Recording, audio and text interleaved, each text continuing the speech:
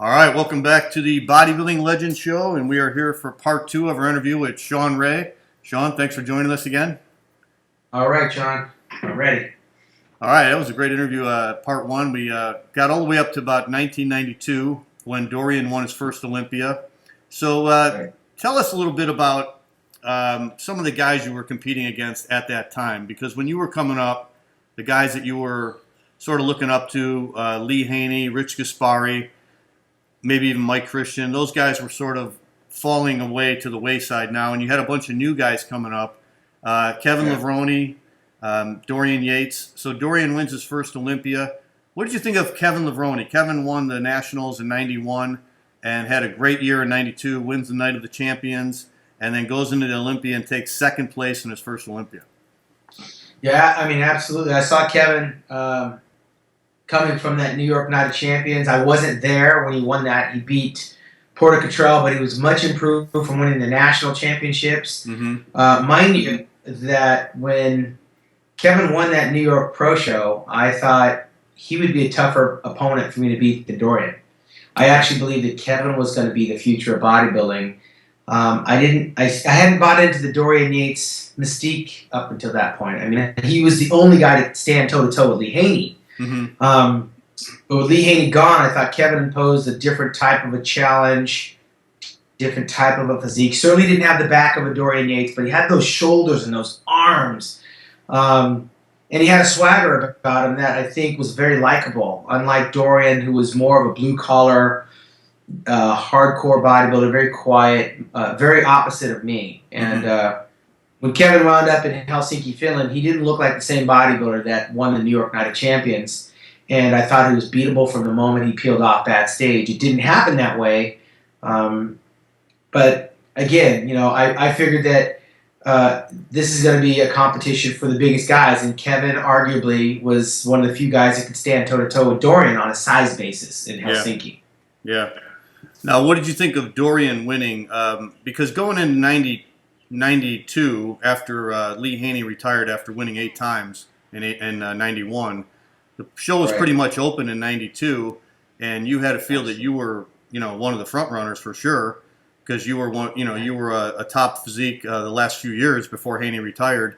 So going into 92, you came in shredded. You came in probably your best condition ever. Did you feel that that was going to be your year, or were you just going to go in and give it your best shot?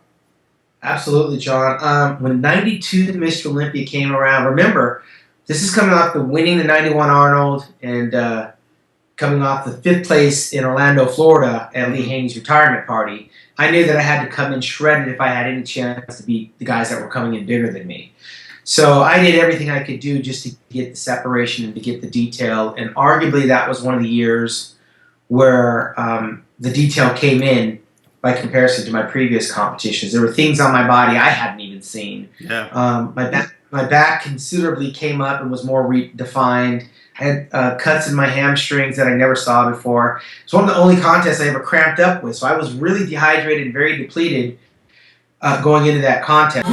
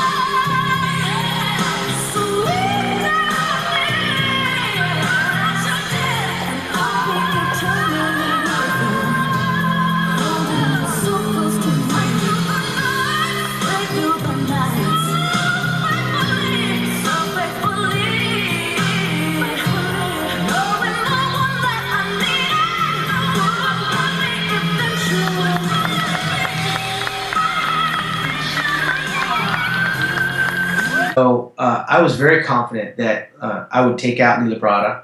I knew that I was going to get Vince Taylor. Vince Taylor got me in 91, but I said never again. And, of course, he showed up with the patch on his eye. Muhammad bin Aziza I thought was going to be more of a challenge. He wound up in 5th place. But I was taken back when Kevin and Dorian were the last two standing, and then I wind up in 4th place behind Levrone. That was one contest I just didn't think as an athlete, and then looking back at pictures, that I was going to be in 4th place. I thought that was going to be a competition. I was either going to be fighting for 1st place, or at the very worst, I was going to be 3rd. Yeah. Now, you and Dorian, you guys sort of had a rivalry going after that contest over the next few years. But I do remember after that show, even he said he was surprised that you took 4th place. I think he said he thought you should have been at least 2nd. Yeah, and it's hard, John. When you're in the moment and you're doing the battle, you're too close to the action to know how good you actually are.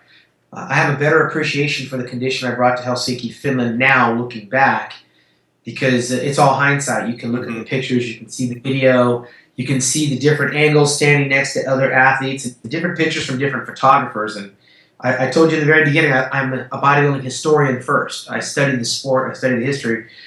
Seeing it through the eyes that I have now, it didn't take Dorian Yates to convince me that I was fighting for the title.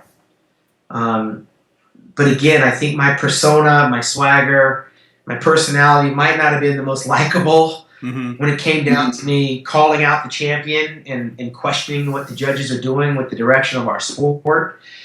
And big mouths don't typically get well received. Everything I got on that bodybuilding stage, I had to earn. So I took 4th place in stride, and I was looking forward to 1993. But Kevin knew he wasn't at his best. The judges knew that he wasn't at his best. Levrone was not at his best. So that just leaves me in 4th place, where all I got was accolades about my condition. So I thought condition was going to count for something. I mean, I had all the body parts, so I just needed to bring the condition. I brought the condition. I didn't get the reward, nor did I get the respect. But I knew going into 1993, I was going to close the door on that and really make another statement. So now we go into 93, and another guy who made an impact in the amateurs was Flex Wheeler. Flex wins the USA, and I remember you were doing the commentary for ESPN for that show, so you had to be as impressed as everybody else was with how Flex looked when he won that USA. And then Flex goes into his pro career, wins the Pro Ironman, beating out Levrone, beating out Vince Taylor, and then goes to win his first Arnold and wins the Arnold. So what were your feelings of Flex Wheeler going into early 93? I was one of the fortunate few. I mean, Flex helped me move into my apartment back in 1988 when I moved to Marina Del Rey to train at the Mecca, to go in there where you had Barry DeMay, you had Levrone, Samir Banu, Tom Platz. It was like walking into the pages of Muscle Fitness. Yeah. Flex was a punk kid. He's my age, but he was just a punk kid in bodybuilding. He hadn't won the Mr. California yet. He won that, I believe, in 1989. Right. He hadn't made a splash in the industry, but he was helping me move in. He wanted to be the next Shawn Ray. He saw that what I was achieving at my size, that maybe it was going to be possible for him. So by the time he arrived, he actually arrived in 92 when he lost to Mike Matarazzo in the USA. I was doing commentary for that. That's right. Another show I never thought he should have lost. I mean, his genetics were just way too superior for someone like Matarazzo. And I think the judges were overwhelmed with Matarazzo's size, his big arms and calves. After that, it's a very boxy physique with long quadriceps. The calves were disproportionate to his physique. The back was like Nasser's, was very flat, straight up and down.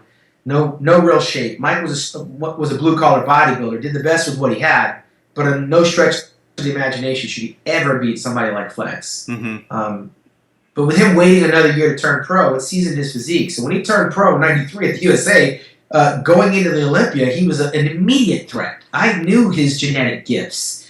I trained with him. One of the laziest bodybuilders, but the genetic gifts that he had, I knew it was just another person I knew I was going to have a long career having to battle. I already had Dorian. I saw Kevin coming.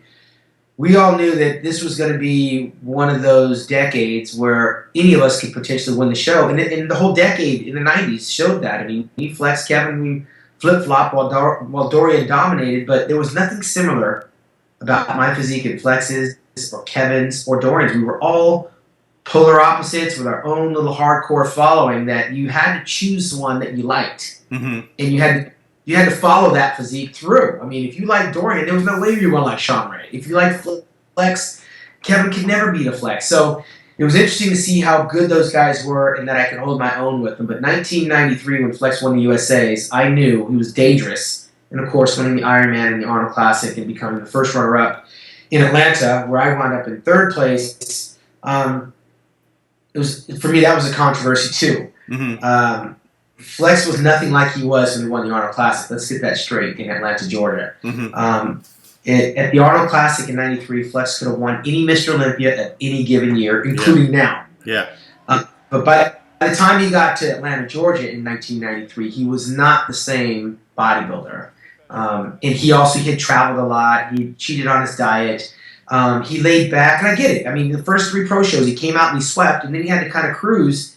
And even in cruise control mode, Flex managed to get first runner-up at the Mr. Olympia, and arguably could have placed behind me because I was much improved from Helsinki to '93. I mean, I think '93 was one of those years that really I kind of got lost behind the shadow of what Dorian Yates brought, because Dorian was a totally different bodybuilder as well. Flex was the only one that lost a little touch in that contest, and they didn't penalize him for it. So another frustrating Olympia for me.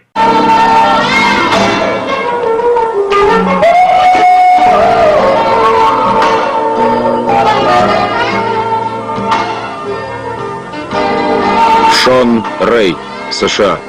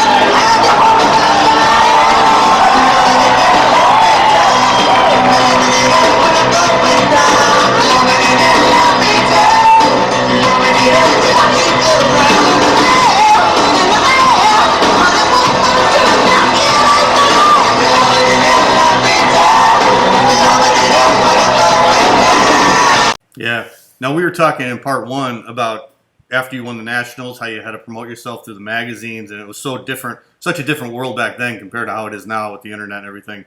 But I remember one of the things that really happened that was shocking to everybody in '93 were those pictures, those black and white pictures of Dorian in Flex magazine right before the Olympia.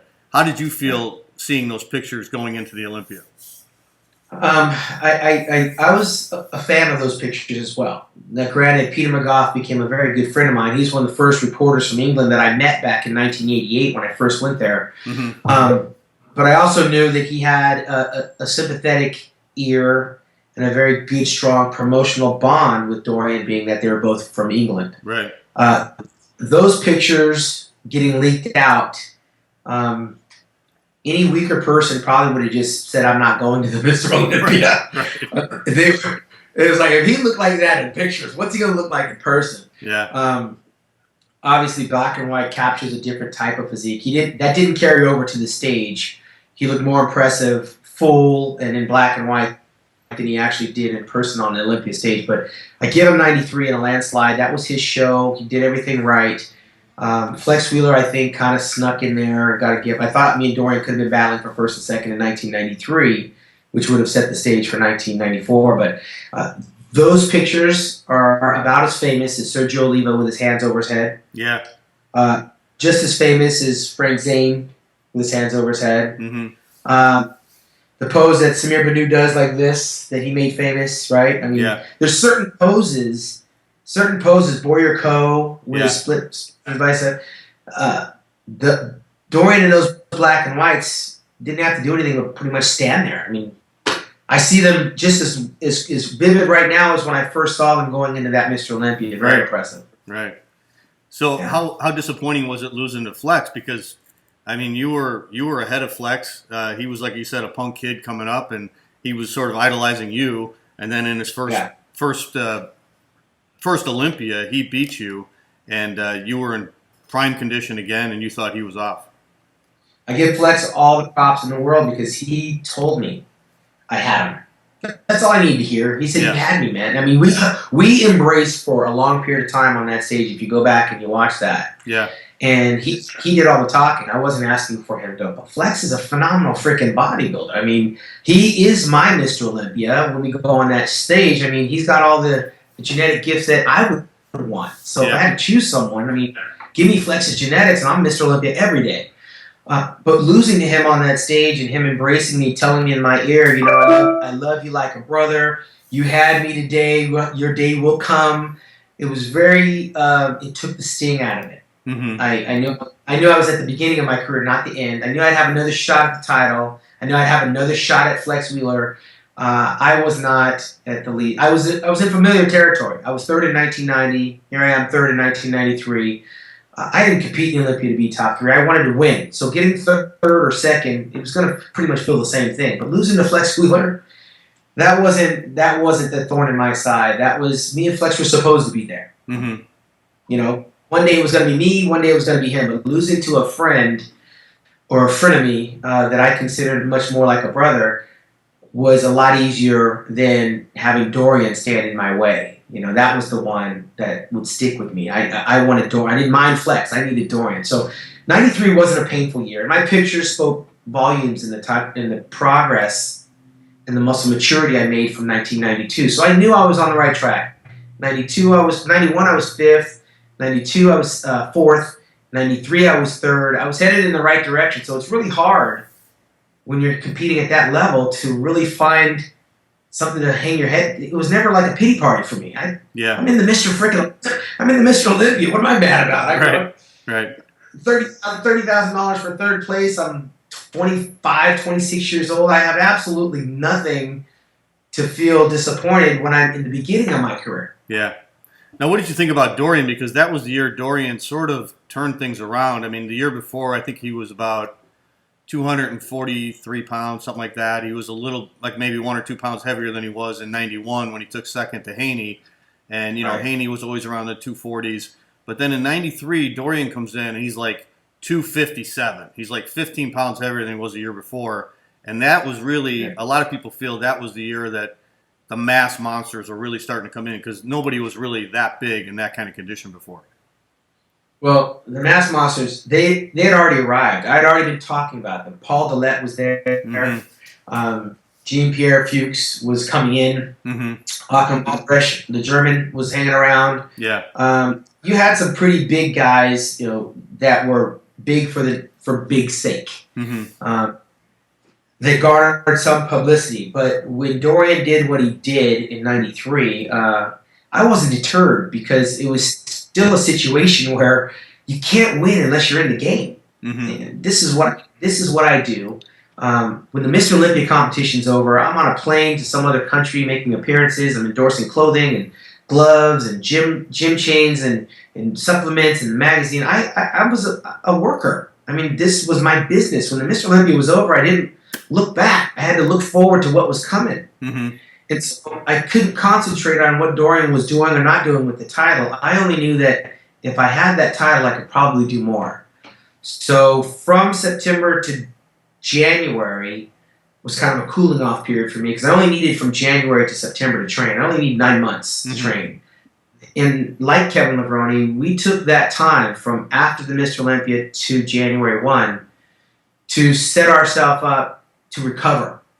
You know, I didn't train every day. I wasn't trying to push the weights and do incredible things because nothing's going to happen for me. Whereas some bodybuilders think the best time to grow is immediately following a show. I felt the best time to rest was after the show was over and do the business side. So I made sure that all the other moving parts were in place so that by the time January came, I could do the business. And my business wasn't to beat Dorian. It was to hopefully present the other package that may be more favorable, more marketable. Because remember, I came on the tail end of Samir Banu and Chris Dickerson and Muhammad McAway. I thought at some point the tide might turn. You know, if Dorian's training the way he is, he may wind up hurt, and I got to be ready to step in. But I never had a preoccupation with Dorian. You heard me talk shit about him all the time because he was the champ. Yeah.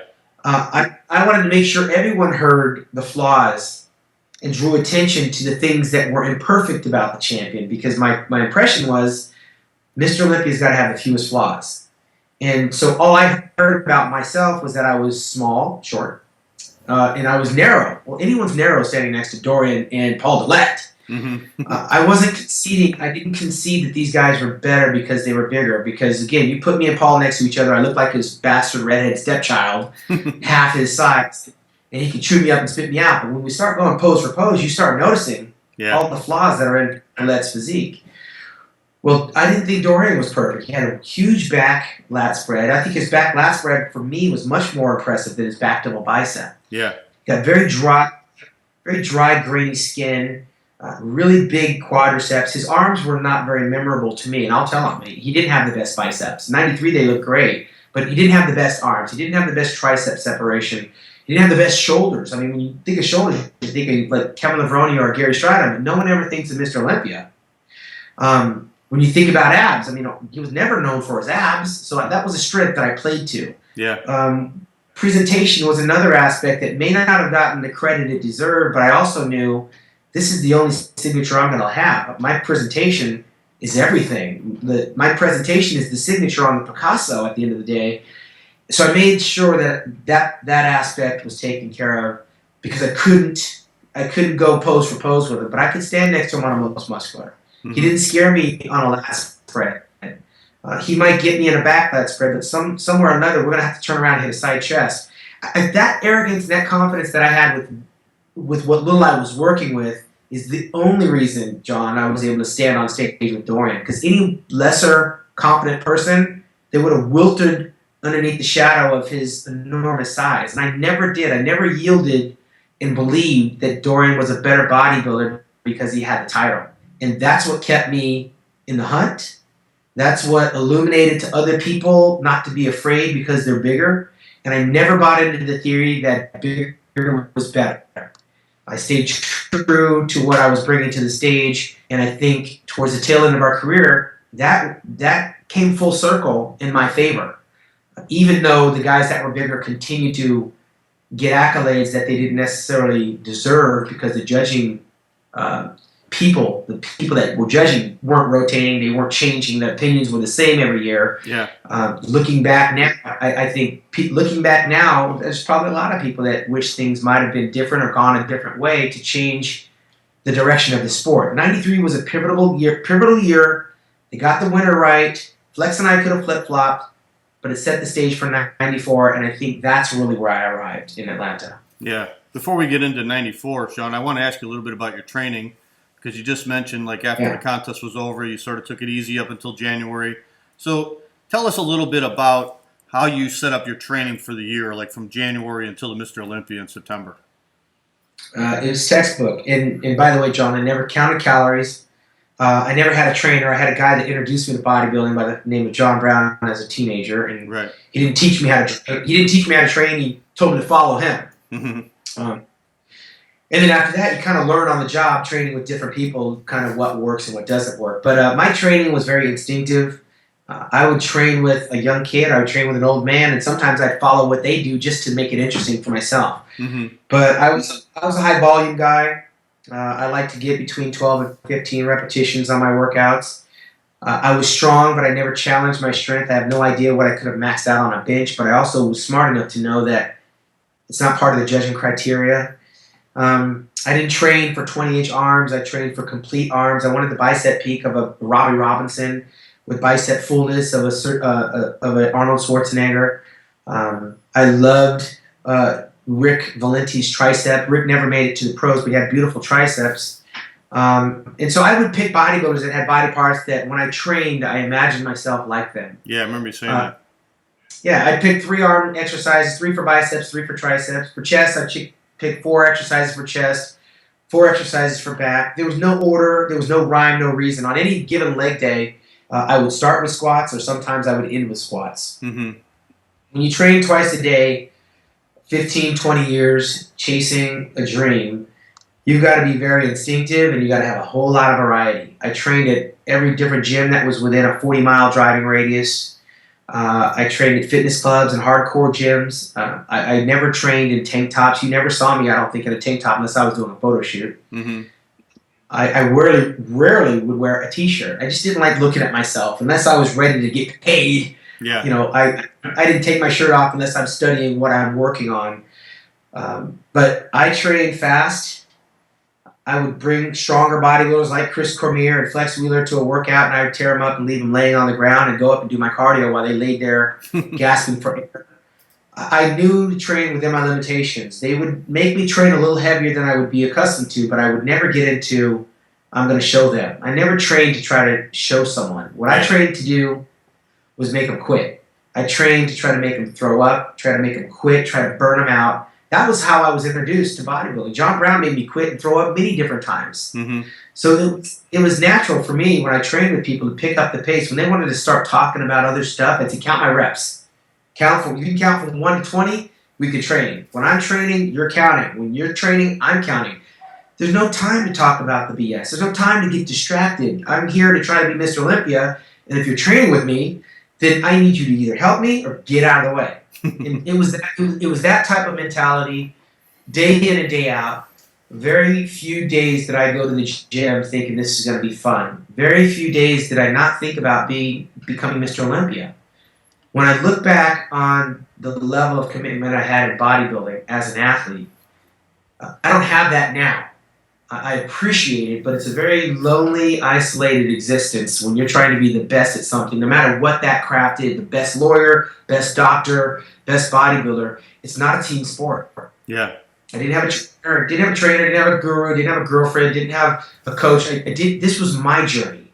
So when you saw the finished product, from the colored posing trunks to the type of clothes I wear to the athletes meeting, to the posing, to the music selection, you saw me, the artist. And I was introduced to bodybuilding as an art. Bob Paris, Muhammad McAway, Chris Dickerson, Lee Labrada, John Brown. These guys were all bodybuilding physique artists.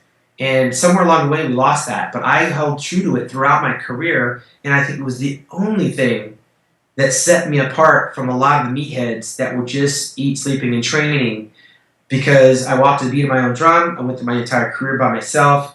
I got as high as you could go without winning.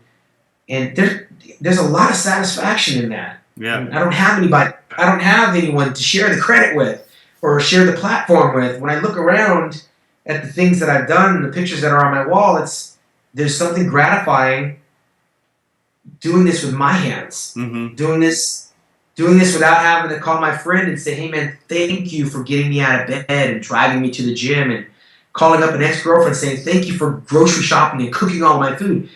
What you see is me, and that's no longer. You very rarely see that in today's economy. Very rare. But my training was intense. It was purposeful, and every workout had a meaning to it. There was a mental aspect to the approach of what I was trying to accomplish, And if you can put your mind in the mindset of an artist, which John Brown was, that's what he went to school for. He was an art major.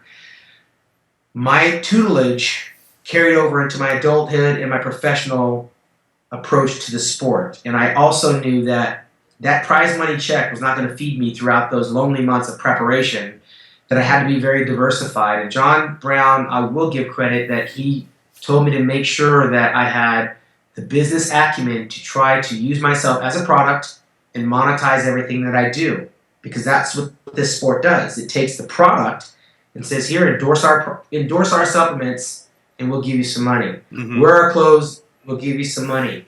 Come to my gym and we'll give you some money. I need to find out how that process worked. I need to find out what my value was. I need to find out what my time was worth. Mm-hmm. So when I wasn't training in the gym, before we had the internet, I had to write letters and let these people know I'm available to do the business, and it served me well in all aspects of the things that I do today. Yeah. Now, when you did your training, Shawn, did you sort of cycle it, like start off in January training 4 days a week, and then build up the intensity, go to 6 days a week, and then twice a day as the show got closer?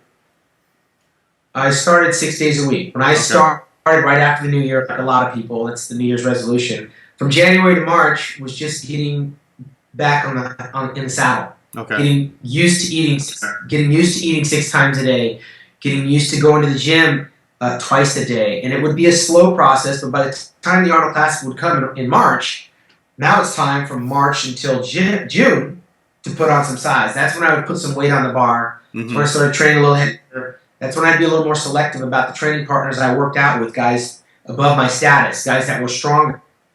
That was my bulking pack on the size stage. And then from June to September, when it's hot, you go to the beach in between workouts, you lay by the pool, I'd make the trek down to Gold's Gym, train twice a day. That's when I was getting into my pick up the pace, higher volume, drop sets, more repetitions, posing in the mirror, laying in the sun. I'm starting to, I want to chisel things up. Yeah. So anytime if you caught me between June and September, I wasn't training as heavier, but I was sculpting.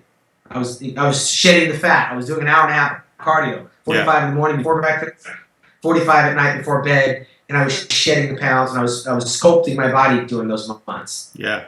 Wow, that's interesting. All right, now we go into 94, and it was held in Atlanta again, and nobody knew this before the show, but Dorian had an injury. He tore his bicep, and I thought, you hear these people say all the time, Kevin Levrone is an uncrowned Mr. Olympia, Flex Wheeler is an uncrowned Mr. Olympia, but, when I hear that argument, a lot of times I say, well, tell me what show they should have won the Olympia. I think they had the physiques to win the Olympia, but in your case, right. I think 94, and I think I told you this before, I think 94, you should have won the Olympia. You should have beat Dorian. And we talked in part 1 about the Nationals in 97, about how that was a crowning moment for you, and it was a moment you'll never forget, and it was like everything just came together perfectly. But I also think, in my opinion, in 94, that was another moment in your career where everything came together. You were in perfect condition, and you posed again to Dream Girls, at the same music you used in 97 when you won 87 when you won the Nationals, and you pulled it off perfectly. And I always thought to beat Mr. Olympia, to beat the current Mr. Olympia, especially back in the 90s. Now it seems like they switch it around a little bit more today than they did back then. But back then, when Haney was winning, when Yates was winning, in order to beat Mr. Olympia, you really had to beat him. And I thought you pulled it off because Dorian came in with that torn bicep. He came in a little heavy. Even his tan was off. And you came in perfect, and you hit that posing routine perfect. Well, bodybuilding, you can look at it from two ways. You can look at it from an individual standpoint of making progress on an individual level and not trying to please everybody all of the time. Or you can self-destruct and get mad at the judges and lash out at the fans and get mad at your competitors because of your own shortcomings. I've turned bodybuilding into a positive for me. No longer am I doing it just for myself. I realize there's a lot of people pulling for me, supporting me. I'm trying not to let them down, but at the same time keep my head up and remember where I came from and keep my eye on where I'm going, and that is straight to the top of Mr. Olympia.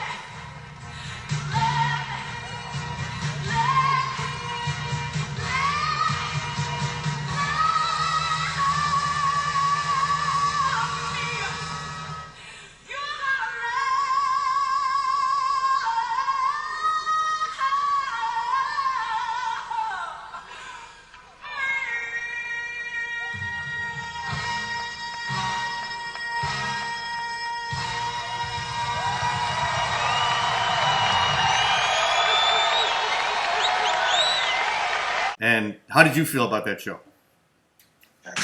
Everything that year, which happened to be my 10-year my 10-year reunion. 2 weeks before that Olympia, I was at my high school for the 10-year reunion. I'm class of 84. Yeah. So to show up at my 10-year high school reunion, going to Atlanta, I was emaciated. I was black.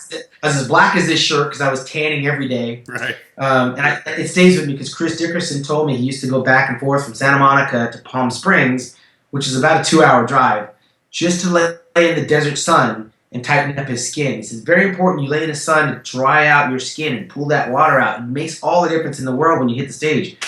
Well, that summer, I was as black as I had ever been as a bodybuilder. My skin was tight. My face was, you can see my cheekbones. I was chiseled. I looked like an Ethiopian.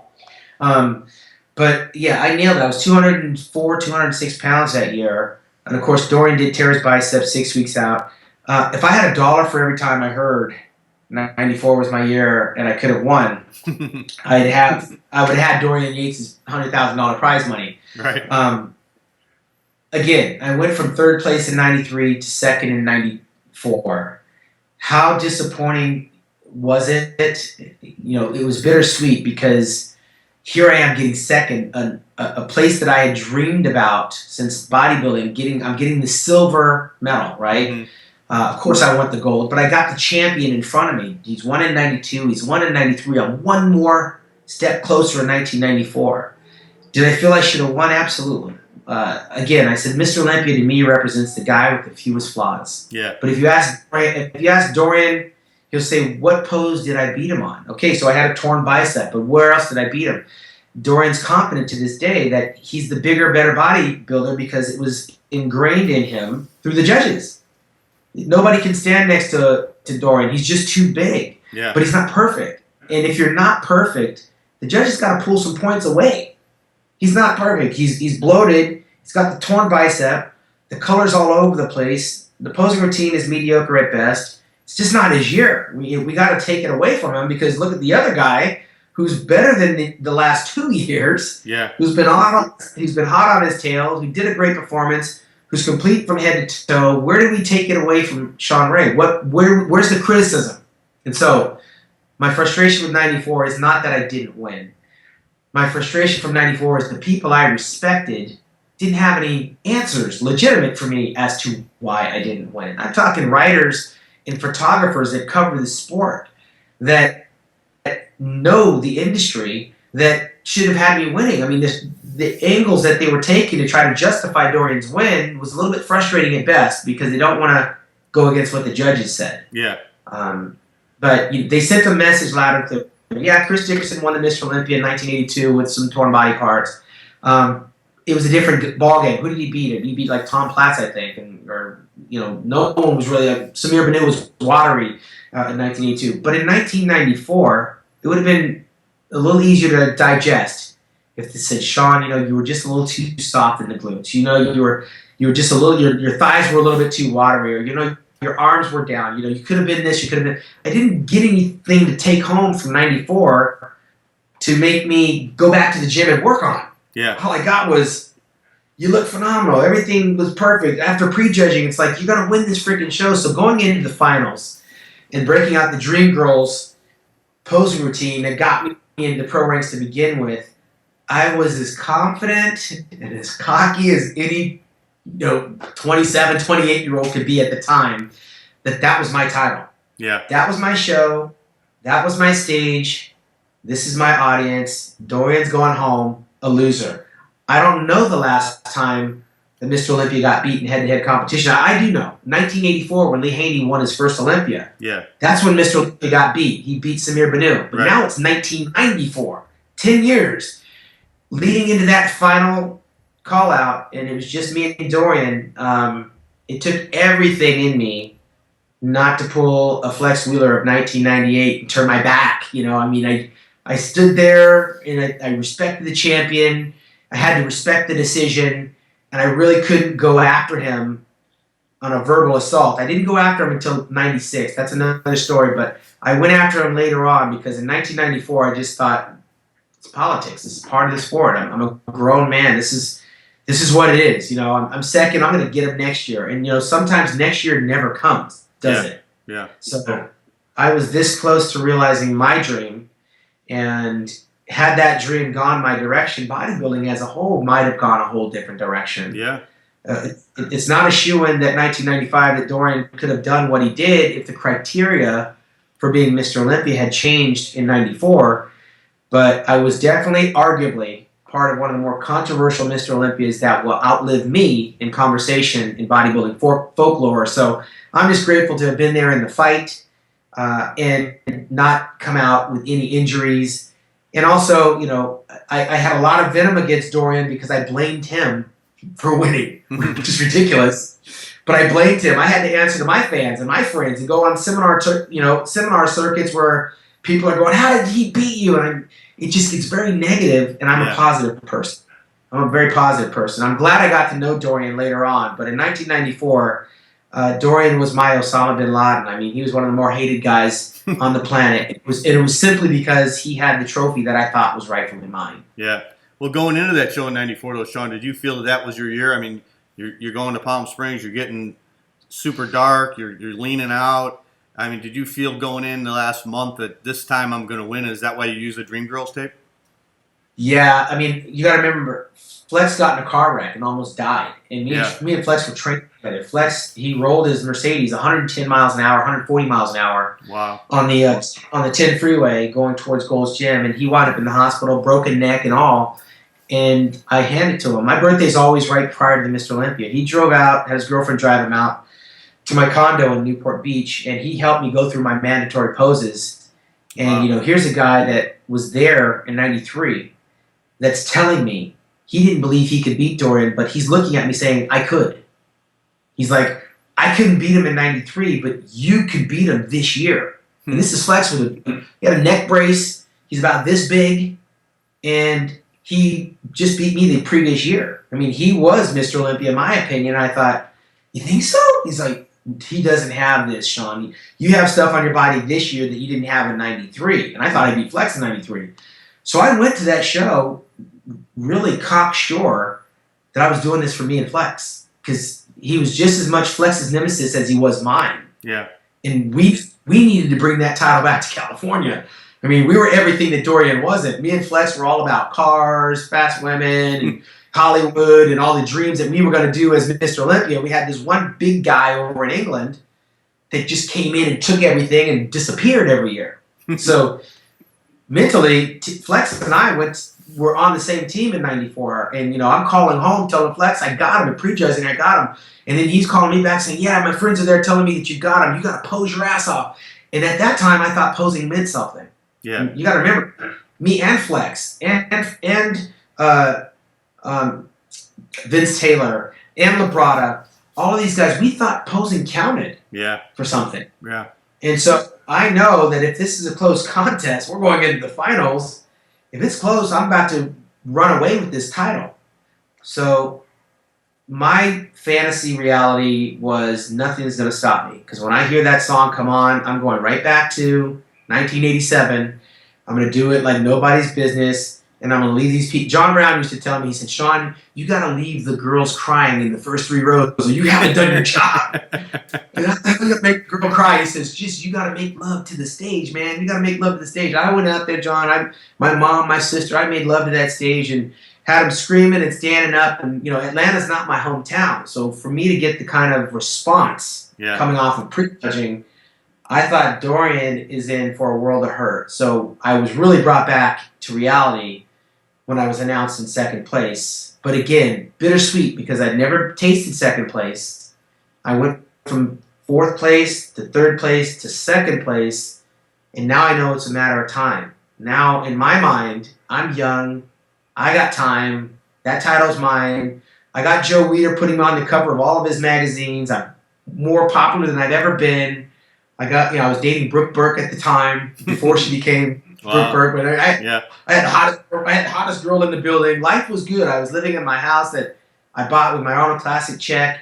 And I just thought, you know, this is just going to last forever. I'm going to have another shot. I'm going to get that title. And I'm going to be able to look back and say that I earned it. I went up from 5th, 4th, to 3rd, to 2nd. So 95 was looking pretty good for me.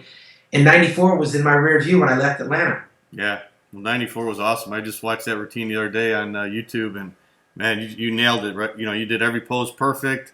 You did it right with the music. It was awesome. It was an awesome moment in bodybuilding history, in my opinion.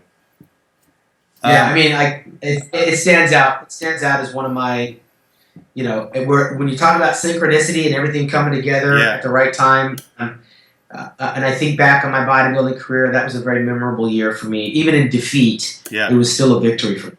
Mm-hmm. So now you go into 95, and what was it like going into 95 being the runner-up? Because, you know, you can either go up or down, and unfortunately, after 95's results, you ended up, I believe, in 4th place behind Nasser, who that year created some shockwaves because he won the Night of the Champions, and he was another mass monster coming in. He was actually, some people were saying, bigger than Dorian because he weighed more than Dorian. Yeah, and I can tell you, I mean, Lee Levrone cashed in his chips. He was like, that's it. You know, I'm done. Yeah. They're bringing in the big guys. We can't compete with the big guys. I'm not going to try to, you know, be a big guy. I didn't concede that Nasser was better, but I also understood the dynamics when you start talking about Kevin Levrone, Dorian Yates, and Nasser. I mean, I'm losing to the biggest guys in the sport, but I'm beating a whole lot of big guys behind me. And going from 2nd place to 4th place is not as traumatic when you're in the moment as I thought it would be, because I thought I did everything right as a bodybuilder to improve on 94. But I also knew that Nasser was freaking a beast. I mean, there's no comparison. Me and Nasser don't compare. Right. But he does compare with Dorian. You know, you can put those guys together and they kind of compare, and Kevin can fit in between them. So I just knew that 95 was one of those years where, okay, you know, I got to go back to the drawing board. But remember, John, I got 2nd in 94. I was in more demand at any time in my career in 1995 on the guest posing circuit than I'd ever been in my life. I went everywhere. So to show up in the shape that I did in 1995 and still manage 4th place surprised even me. I had a built-in excuse if I didn't do well in 95, and that's because I couldn't say no to the demand of being at all these shows in all these different countries. Yeah, yeah. It's financially it served me well as a business person, and I thought it was going to hurt me on the Olympia stage, but it really didn't. I wasn't that far off my mark. They just threw Nasser el Sonbaty into the mix, and Nasser's no slouch. Yeah. Didn't have the best pretty body, but Nasser was the real deal in 95. Mm-hmm. Kevin was always a threat. So losing to Kevin again, I was able to quantify and justify that, okay, it's Kevin. You know, it's not some new guy. You know what I mean? Yeah. What did you think about Dorian that year? Because he was much improved in 95 over 94. Yeah, he had time to make some corrections. He obviously got his stomach under control, got his tanning under control. When you're the champ, John, listen, you don't have to be 100%. We know that. History shows that. Lee Haney, 1990. I mean, that was the worst Mr. Olympia condition he'd ever been in, but he won. Number 7. Yeah. You know, some people, Jay Cutler, when he beat Victor Martinez in 2007. Yeah, yeah. I was looking going, really? Is this really happening? It's like when I watched Evander Holyfield lose the gold medal in the boxing Olympics here in Los Angeles back in '84.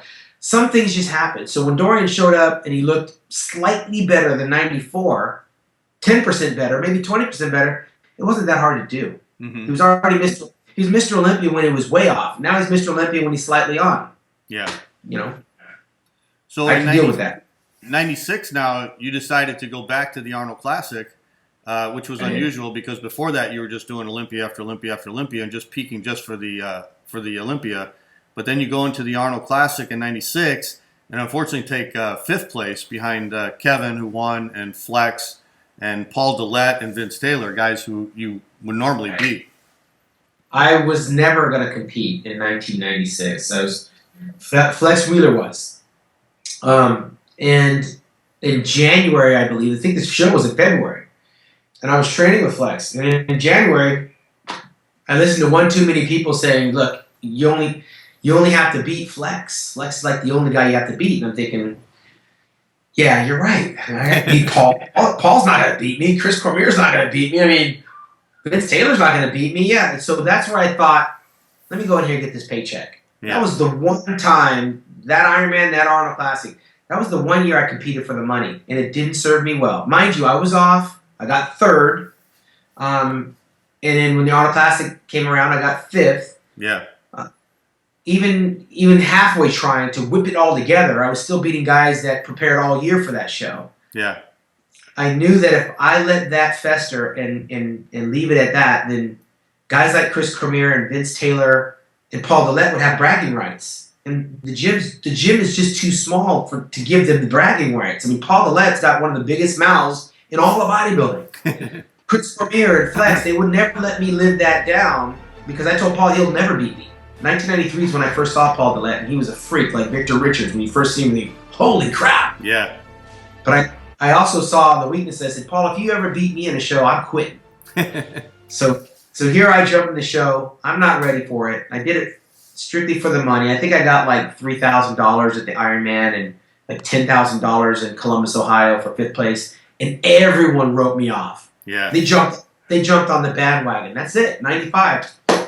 Or 1996. 2 years after I hit second in the Mr. Olympia, Right. Shawn Ray's done. So what happened was that contest run from January to March, I never let up. I put my foot on the pedal and I went straight into the Mr. Olympia competition in Chicago. What have I gotta do to make you love me? What have I gotta do to make you care? What do I do when lightning strikes me and the way to find that you're not there?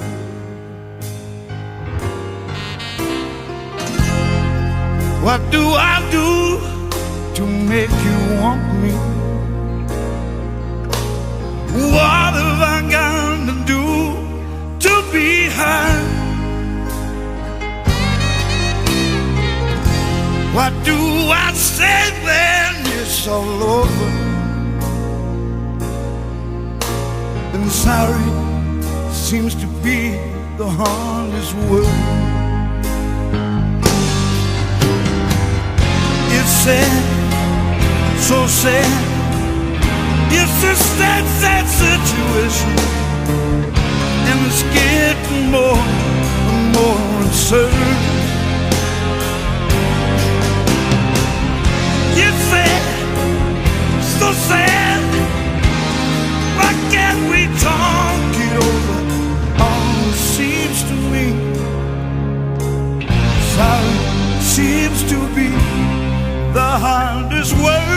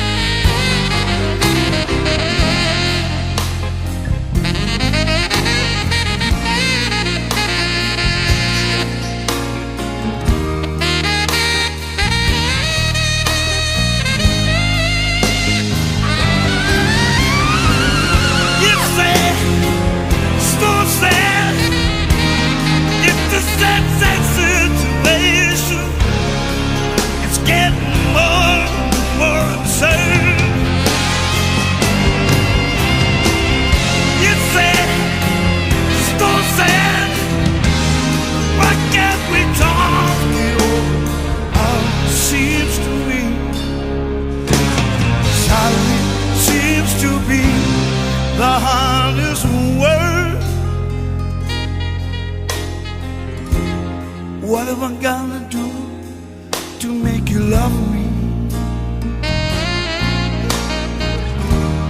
What have I gotta do to be heard? What do I do when lightning strikes me? What have I got to do? What have I got to do? But sorry seems to be the hardest word. Yes, the hardest word. And that's where I got second once again to Dorian Yates. Now that can be argued a lot of different ways for a lot of different reasons. I think a lot of people thought in 96 I could have won that contest as redemption for losing in 94 with Dorian. Right. I felt a lot of sympathy votes in 96 because we had Nasser in third. Yeah. And we had Dorian first and me in the middle. Yeah. And on no stretch of the imagination, John, if I was a judge, would I ever let that happen. Either you got Dorian and Nasser and me in third, or you have me, Dorian, and Nasser. Yeah. But you cannot put me between those two bodybuilders. Yeah. Nasser was at his all-time best. He was better than he was in 95 because he was on diuretics, which ultimately he got disqualified for. Right. I remember that. He never looked better. Yeah. And they disqualified him, but he didn't beat me.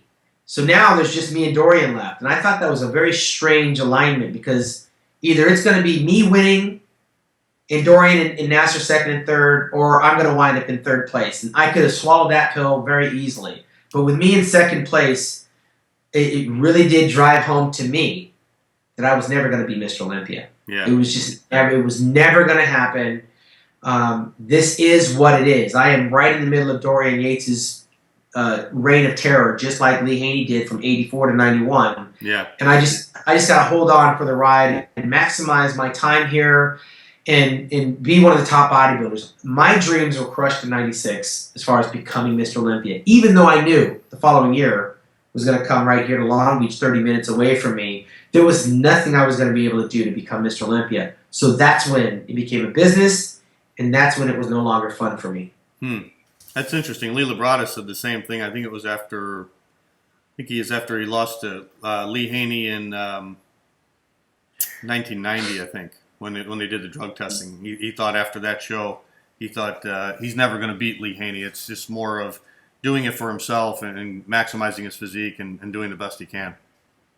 Well, there are people like that. There are people that actually compete to win. Yeah. And Levrone was a guy like myself that was competing to win. And when you realize that window is closing, or when you realize that reality is not possible, yeah, you're like a pace car showing up on the racetrack. You're just setting the pace. Mm-hmm.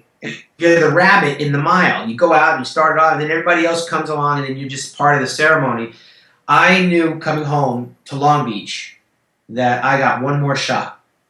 And Long Beach was going to be the place that I made my stand. I really, truly did prepare to try to win in Long Beach on my home turf because I knew Nasser was coming back. I knew that Dorian was coming back. Mm-hmm. But the one guy that might screw things up was Flex Wheeler.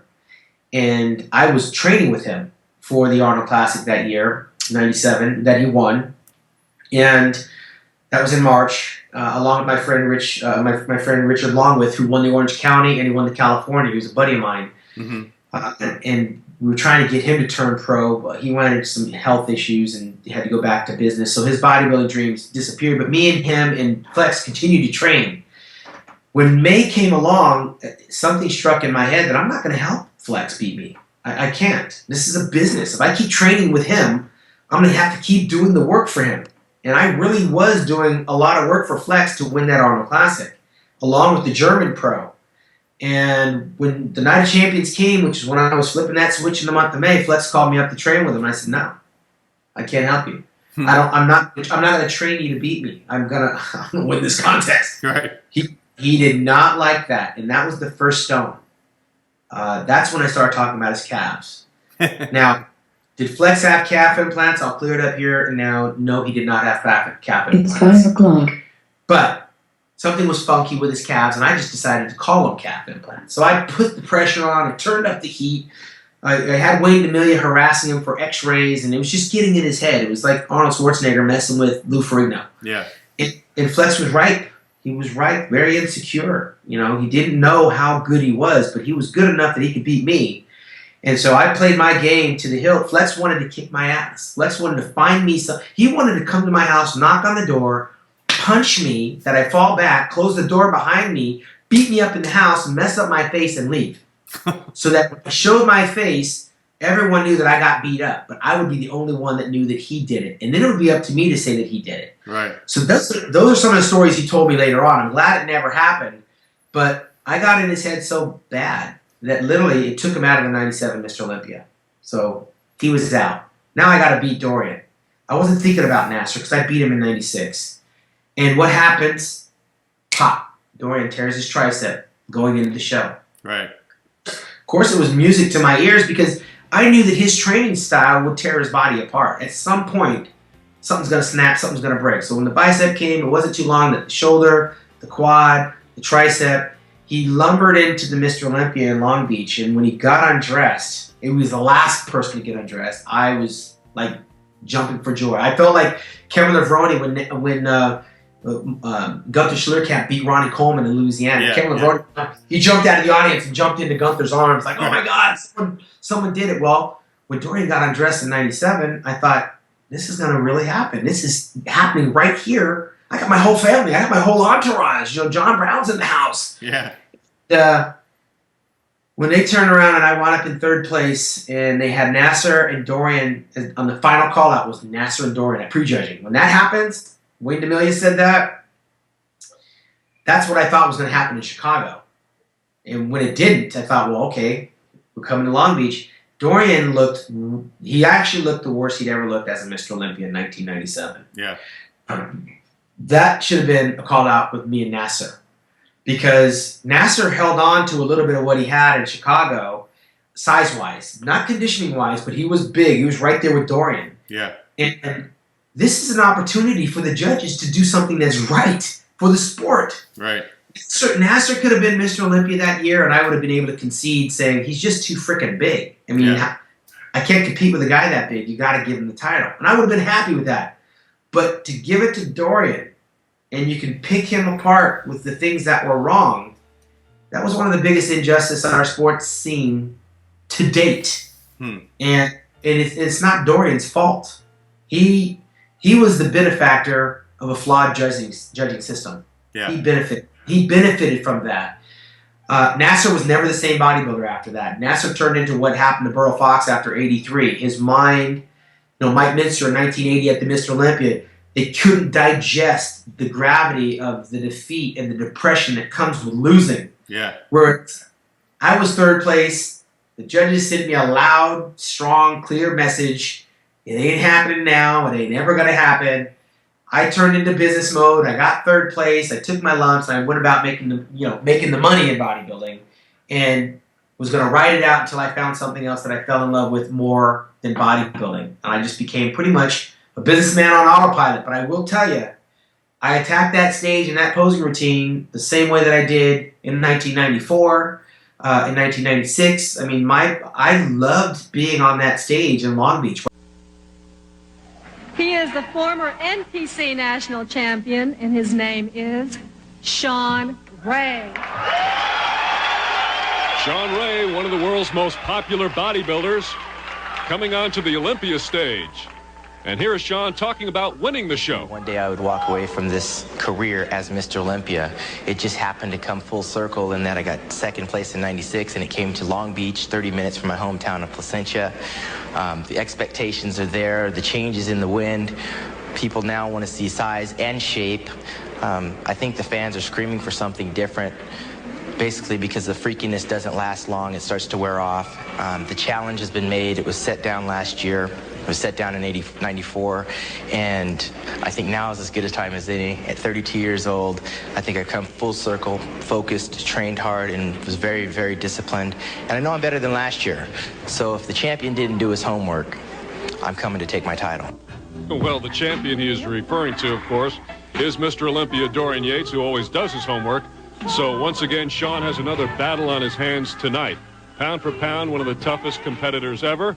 Has he ever had a bad show, a bad seminar, a bad appearance? He is always on. And the 1997 Mr. Olympia was his 8th appearance, more than anyone else in the show. Here is Shawn Ray.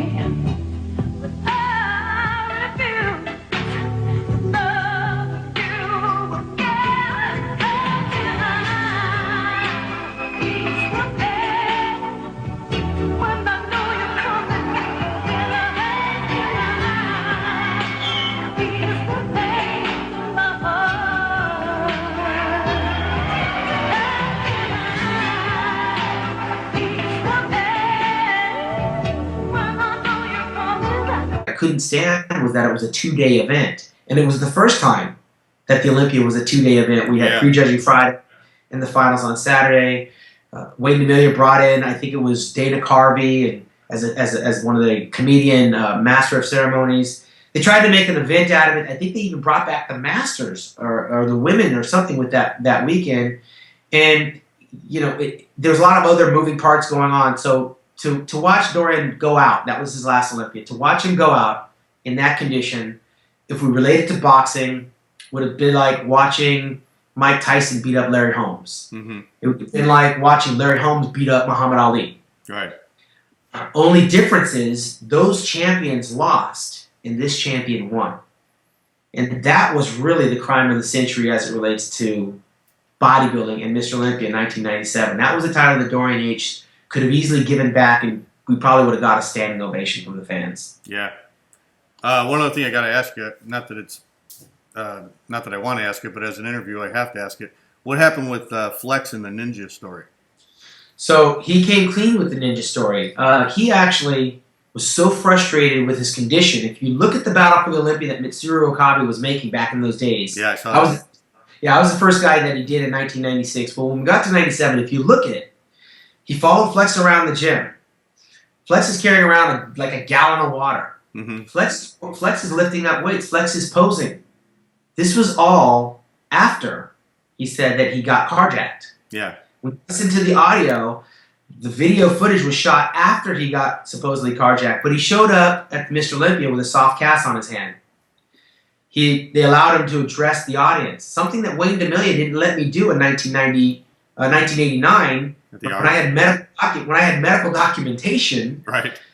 He didn't allow me to speak to the audience that did come to see me, but he allowed Flex this opportunity. Well, Flex had a soft cast, told his story, and all was forgiven. But going in, Wayne DeMilia said he was going to fine him $5,000, he was going to suspend him, and all this stuff. And I thought, this all happened by Flex Wheeler's hand. Flex punched the wall out of frustration. He had been cheating on his diet routinely, talked to Rico McClinton, talked to his ex-wife Madeline Wheeler, talked to people that were in his circle. Talk to Flex, he'll probably just come out and tell you. He didn't want to embarrass himself. He couldn't get on the stage. And I will tell you this, John, Flex could have been in the top 5, maybe top 6 of that show. He had Lee Priest and Paul Dillette and Kevin Levrone in there somewhere. But Flex on an off day is still a top 6 Mr. Olympia competitor. Right. And he could have sucked it up and been in that show. But there's a lot of things he does at the last minute to dry out that's very dangerous. I'm glad he didn't compete in the show because he would have his health. You know what I mean? Yeah. And literally, he'll tell you, after every Mr. Olympia, he wound up in the hospital. He wound up on an IV drip. I mean, just drained of water. Yeah. And for him to pull out of that show probably prolonged his life, probably prolonged his career, instead of sucking up and doing what was necessary to compete on that stage. But I'm certain that I had something to do with him not getting in that show. And I'm the one that used the term ninja in relationship to Flex's excuse about getting carjacked by some Asians in Hacienda Heights. I'm the one that said he got attacked by ninjas. Oh, you are? Yeah. I I used to put pictures up on Get Big with ninjas and stuff, and people just kind of ran with it. I didn't know that. I had fun with Flex, man. I mean, if he came to beat me up right now, I'd probably deserve it, you know? I frustrated him. Yeah. All right, so now we go into a new era. 1998, Dorian retires, and nobody saw Ronnie Coleman coming. So did you think, I mean, going into 98, you had you, Nasser, Flex, and Kevin. You guys all took second place to Dorian over the years. I was thinking one of you guys was going to win the contest, and then Ronnie comes up and beats everybody. Well, put it in perspective. I told you I'm a historian. Yeah. In 1986, Ronnie Coleman got called out with me and Dorian Yates. And it was just one call out, but he was there. And he was coming. He had already beaten, in 1997, he had beaten Flex Wheeler and Kevin, I believe, over in Toronto, Canada, very quietly. Yeah. Flex is the one that told Ronnie what to basically do to become the Ronnie Coleman of 98. Not to mention, Ronnie did add Kim Chizevsky, 4-time Miss Olympia's husband, Chad Nichols, to his camp. So now Ronnie is working with people that can help dial him in. He had the structure. We saw the potential. He had the V shape. He just didn't have the separation. He didn't have the dryness. He had very thick Victor Richard-like skin. He had the muscle maturity because he was older than all of us. Yeah. And he was one of those back of the pack type guys. 1992, he was in Helsinki, Finland. You know where he placed? Oh, 16th or something, right? Last place. Dead last. Yeah. He was a fan of mine. He was watching me do my thing. Yeah. For many years, we all took turns beating Ronnie Coleman. And in 97, he was 9th place. So, yeah, we never saw him coming to New York. But also, remember, this was a year that, in my mind, it's over. Yeah, Dorian's not there. He's made the argument that he's retiring. But I'm on autopilot, bro. I mean, I met a girl. I fell in love. That night at the show, I proposed backstage in the locker room when it was all over. Mm-hmm. I was more interested when it was all over with the Janet Jackson concert that just ended. I'm talking to her brother Randy outside the Felt Forum because he trained at Gold's Gym. I'm like, "Where's your sister?" And I want to introduce my fiance to her. Yeah. And I just didn't feel like that. Only time I felt in 1998 that this was something special was when I was backstage talking with Sergio Oliva and Samir Banu. Mm-hmm. You'll see that in my Inside and Out video. They followed me backstage in New York and they kind of chronicled my progress. But man, I mean, the nostalgia of the old and the new. You know, Sergio Oliva is healthy and Samir Banu is 83 Mr. Olympia. I'm standing with Kevin Levrone and, you know, we're in the Felt Forum at Madison Square Garden. I was 5th place that year. I deserved 5th place that year. I actually was afraid I was going to lose to Chris Cormier, who wound up in 6th place. But Ronnie Coleman, gyno and all, won that contest, and I thought Flex was going to commit suicide because he put everything that he had into winning that show. But Flex his glutes were soft, his hamstrings were soft. He had a lot of it's not synthol, but he had like Esiclin in his shoulders and his arms. He looked like he was just swollen. Yeah. It didn't look hard, granite, separated, and dry like Ronnie. So I was on board with the judges with Ronnie, even though he had gyno. But I'd seen gyno throughout bodybuilding all the time. It didn't take away from his body because there's so many other things going on. His hamstrings, his glutes, his lower back, and the transformation. You got to reward somebody for that. Yeah. Those were the rewards I was looking for in 94. You know, that was the reward I was looking for in 93 and 92. Yeah. So here I am, front and center, looking at a guy that I used to beat, going, holy crap. He had enough volume to make these changes to his physique. Yeah. He had the chemist in Chad Nichols. I called him the Chad because he was working with Nasser. He was working with Chris Cormier. He was working with Flex Wheeler. He worked with Paul Dillette. He worked with everybody but me and Kevin. And we couldn't stand that guy. And now he found the right guy in Ronnie Coleman. And here I am doing it by myself. And I got to battle these guys with the Chad. And Kevin and I are pissed off because they're like a team. He's going from one room to the next, helping, motivating, stimulating, doing whatever he does with his athletes. But we felt like it's not a fair freaking fight. You know, we're artists. We're doing our own thing like Dorian. Mm-hmm. And you have these other guys that we have to beat over here working with the chemist. Kevin and Chad almost got in blows. At the athletes meeting in 1998 in New York City, Kevin took his jacket off. Water was pouring down. Flex had to separate the two. Flex wanted to bet me his prize money that he could take a blood test and pass the diuretic test because they did diuretic tests in 98. And Flex was challenging his prize money against mine that he could pass the diuretic test. I said, well, forget the diuretic test. It's a piss test. We need a blood test. And me and Flex were going at it. And then Chad came over. And here comes Kevin to my defense. And the next thing you know, Chad and Kevin are going to blows. And I'm pulling Kevin away. Flex is pulling Chad away.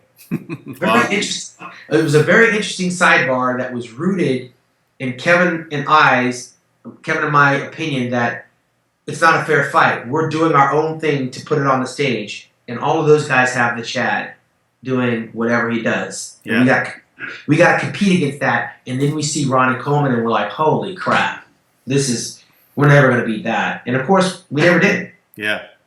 Wow. That was the beginning of the end. I never heard about that fight. It was almost like the Menser-Arnold fight in 1980. Oh yeah, I mean it was intense, and Kevin was sweating. I said, "Don't let him mess with your what is it called, John? Cortisol levels or whatever." The adrenals, Mm-hmm. Yeah. So So that weekend comes to a close. I'm having reservations, but I got engaged to a girl that I don't really think I'm in love with, but I bought the ring and I thought it would be a cool idea. It lasted 2.5 months, and then that whole thing kind of faded off and disappeared. So I decided I'm getting back. I'm going back because now Paul Dillette and myself have been grinding Wayne DeMilia for many, many years. This show needs to be in Las Vegas. Well, in 1999, Mr. Olympia is going to Las Vegas, and Paul Dillette and myself grinded Wayne DeMilia to the point where he did something about it, and now we're going to Las Vegas. Suddenly, I've got new vigor. I'm fired up. I actually have a house in Las Vegas. This is perfect. This is where Mike Tyson fights. I'm ready to roll. I became a kid in a candy store. I was going back and forth between Newport Beach and Vegas training for this show, and I really thought, holy crap, I mean, maybe I'll win in Las Vegas. Somehow or another, I got rid of the ex-fiance, and I got fired up about the business again. I became excited, and we wound up in Las Vegas, and of course, I know Ronnie's going to probably be spectacular. Yeah. But he didn't have that 1998 feel, but he did bring the size. I thought, holy crap, he's never been bigger than what he looks like here. The irony is, I wind up in 5th place again. Yeah. Winding up in 5th place under the circumstances that I got to Las Vegas and putting on the routine to Mariah Carey. Yeah, I was going to mention that, yeah. I think that's got about almost 7 million views. Yeah, I was going to mention that, yeah. I don't know that there's another posing routine on the internet floating around with that many views. Right. And I don't get $1 off of it. But anyways, Right. I knew that I wasn't going to win in 1999. I was just excited that it was in Vegas. But I knew that I had to make a great routine. And I can look back and say it didn't matter what I looked like, even though I thought I was friggin' close. Yeah. The routine was what I was focused on. Yeah. And that routine had meaning to me. So just let me get through my routine. Wherever I place is gravy. I'm in Las Vegas, man. This is where I always thought bodybuilding should be. And there's no testosterone saying that I'm supposed to win or I'm supposed to beat this guy or beat that guy. I just happened to wind up in 5th place. If you had talked to me that night after I got 5th, we'd be talking like I'm talking now. Mm-hmm. Like, I got 5th place. Where's the party at? Yeah. I'm like, I didn't care that I got 5th place. I was just happy to be in the Olympia, in the Mandalay Bay, and doing the routine that I did. That was a fun Mr. Olympia for me. Yeah, I'm glad you mentioned that routine because, like you said, I see that all the time on Facebook now. I mean, every once in a while it pops up, and everybody loves that routine. And that was another routine where you nailed it, Shawn. You did it perfectly to the music, and it was very dramatic, emotional music, and you got it perfect. This is what I've always dreamed of. I'm up on the billboard at the Mandalay Bay, and people are coming into town saying that Shawn Ray, the Mr. Olympia's in town. You know, I've always kind of felt like this is the fight capital, and I feel like Mike Tyson's he's fighting on the same night I'm fighting. So I got a fight that I'm trying to win, and come win, lose, or draw, this is the way I've always pictured bodybuilding to be. Big banners, bright lights, big city, people from all over the world, South Africa and Germany. This is where we need to get it on every year. So I'm especially excited about this year's Olympia.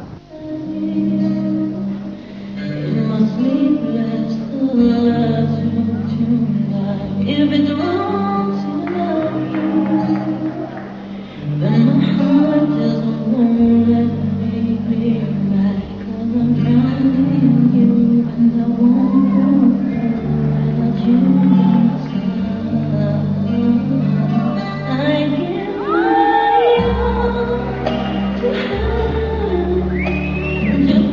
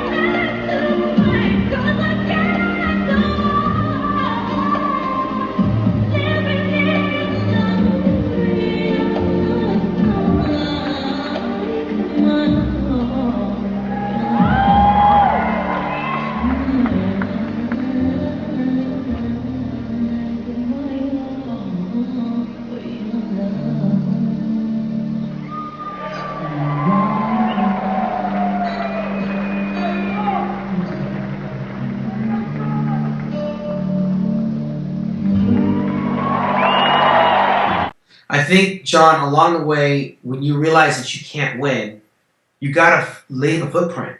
Mm-hmm. And you have to leave an impact. And that's what we don't have today. When these bodybuilders step on the stage, I went to Australia, Arnold. I went to Australia, or to the Arnold Classic out here in Ohio. I can't even tell you what song these guys are posing to. It's a bunch of mixed going on, fast, slow, rap, this, that, hard rock. Guys are walking back and forth. There's nothing memorable. No. From Mr. Olympia on down, there's not a memorable routine competing today that we can discuss. Yeah. When I went into the 99 Mr. Olympia, I went in there knowing that I've got to leave an impression. And that's the difference of the mindset of the bodybuilders today. Yeah. Like, that's all you're going to have. When you're done, and I've been retired 14 years, all I have is YouTube videos that I was there. Thank God we had Bob Harris. Thank God I had Lee Levrone. Thank God we had Muhammad McAway. People that actually took their craft and made it into an art, and they left a signature. I can tell you the songs that these guys posed to. Yeah, me too. Me too. The Name of Love, Barry DeMay, 1988. Yep. I mean, are you kidding me? I mean, there are so many bodybuilders that I kind of get goosebumps when I think of some of the guys. Vince Taylor, he brought that Killen's Gonna Rock This 91, whatever song he posted 91. Yeah. Mad Don't Call Love. It a Comeback. Don't Call It a Comeback. Mom Right. said knock about. We can go down a list of songs that relate to bodybuilders. Phil Hill with Phantom of the Opera. Yeah. I couldn't tell you what Phil Heath posed to at the Mr. Olympia. I can't tell you what Dexter posed to when he won the Arnold Classic for the 5th time. There's nothing memorable. No, I know. And so 99 was memorable for me because I knew I couldn't win. I knew I wasn't at my best. And I knew that I could pose. And I thought, well, you know what? I'm going to leave it all on the posing DS. And I knew that there were guys that could pose. Yeah. I mean, Chris Kimmer could pose. Yeah. Flex Wheeler could pose. Melvin Anthony could pose. There were some guys coming up in the game that could actually pose. So I knew that that was an important factor. And now 7 million people can't all be wrong. I mean, people are watching that over again. It's a learning tool for some people. Yeah. It's amazing some of these guys don't get it. I mean, why aren't there at least one or two of these pro bodybuilders now who get inspired and like you say, want to leave their imprint? Well, when you look at the guys coming in now, their history is Jay Cutler. Yeah. Like, they don't even go back to like Ronnie Coleman and go back to Lee Haney and go back to Muhammad McAway and Samir Banu. The history doesn't go to. I was born in '65 when Larry Scott won his first Olympia. Yeah. Mike Tyson said it perfectly before he became the heavyweight champion at 20 years old. I mean, he's studying films of Jack Dempsey and Jack Johnson and Joe Louis. I mean, he's taking something from the legends that made it what it was, and then here he's implementing some of the tricks of the trade and applying it to his career, and boom, a student of the game will get there a lot faster than someone that's just trying to lift weights and go pose. Well, when they go to look at the guys that are doing the business, what do they get from the champions today? What are they teaching them? So if Jay's the popular one, and Phil Heath is the popular one, and Dexter's the popular one, and Kai Green, what do they take from that? Yeah. There's nothing really to take as a student. They just want to know how many calories you eat and how much weight you lift and everything. Some guys go up there, John, they don't even know how to hit a front of a bicep. I know. Before I got on my first show, I mean, I had the pictures on the wall studying how to hit it properly. You got to be a student. And when you understand the sport that you're in, you typically have better success because you're prepared. Yeah. You're prepared. Yeah. I never won it, man. I was always prepared. Yeah. Yeah, well said. All right, Shawn, let's go over to 2000 now. Ronnie's 3rd year. It's the Olympia, the 2nd year in Vegas. And you move up to 4th place. And a lot of people felt Ronnie was off that year. He was. He was off, and we could have had a strong argument for Kevin Levrone. Kevin looked like an athlete. I mean, Kevin was a little bit down in size, which he trained for. Yeah. He wanted to be more streamlined, and he looked like a complete athlete. Listen, Ronnie came in big, heavy, and soft. He was the Dorian Yates of 1997. So why not take it away from him? You can't reward lack of improvement. He's off. He looked kind of like a guest poser. Yeah, he was the biggest, but if you've seen him better, take some points away. Kevin Levrone, he was presenting a totally different package. A totally different athlete. Why not reward him for trying something different? And he was the crowd favorite in 2000. That was a year where I replicated, I was 4th place, I moved up from 5th to 4th place. But it was also a year where I was along for the Ronnie Coleman show. I already put myself in business mode. Mr. Olympia wasn't my reality. I needed to maintain my status. Mm-hmm. And I was doing very well business-wise. So maintaining my status was validating the businesses that I had going on outside of the Mr. Olympia. Because you'll notice I never competed on the tour after the Mr. Olympia. By the time I got to the Mr. Olympia, I already had my itinerary all the way through November. Yeah. I was going to this country, that country, this. I was gone every freaking weekend because I was just me and my dog. So, I had my dog in storage. I was dating my next door neighbor, and it was very easy for me to move around and just be available for the business. Yeah. So I didn't take 4th place as a good or bad. I just stayed in the top 5 when I was on maintenance mode. But Kevin Levrone, I thought, you could have given that title to him, and you would have not heard one person complain, including Ronnie Coleman. Yeah. And then Flex was 3rd, and I thought definitely you should have beat Flex that year. That was a year where, again, he has gotten some very favorable calls. And that's where I think, again, size is just one of those things that the judges had ingrained in their head. I mean, I'm small next to Flex. Yeah. Flex is 5'10". People don't know that. Flex is 5'10", and he's competing around 240, 245. I'm 5'7", 212. Yeah. But you got to take points away, and you have to send a message to the athlete that, look, you're going to get knocked down if you don't come in shape. That's the only incentive that I would have to go back to the drawing board and improve. And that's where we got lazy as judges, is that we continually let them reward guys that were not 100%, that were not at their best, that were better the year before, and reward them based on their status in the game. It was sending the wrong message, because there's so many other bodybuilders that were making small improvements, while the good ones on the top are making minor improvements or even going backwards. Mm-hmm. And without taking the points away, without bringing their placements down, and rewarding the guys that were actually doing the business, this is where we fell into this what happened to our sport type of a syndrome. Yeah, yeah. Now you got Arnold taking notice. It's like, we could have nipped this in the bud a long time ago, but to our sport's credit, Wayne DeMillion was running the show, and he wasn't running it the way that I thought it should be going. We were successful with our European tours. Prize money and sponsors were coming along, but the variety of champions that could have been, that never will be, that falls squarely on Wayne DeMillion's shoulders. Then we go into your last year, 2001. Did you know that was going to be your last year, Shawn? I knew it was my last year, and you could see it in my posing. I felt like Muhammad Ali or Mike Tyson fighting for that last paycheck. Yeah. I thought, all right, well, if I'm going to be my last year, let me go out the way I came in. So I dusted off the old Dream Girls routine, and I didn't have it in me to even really smile at the right places.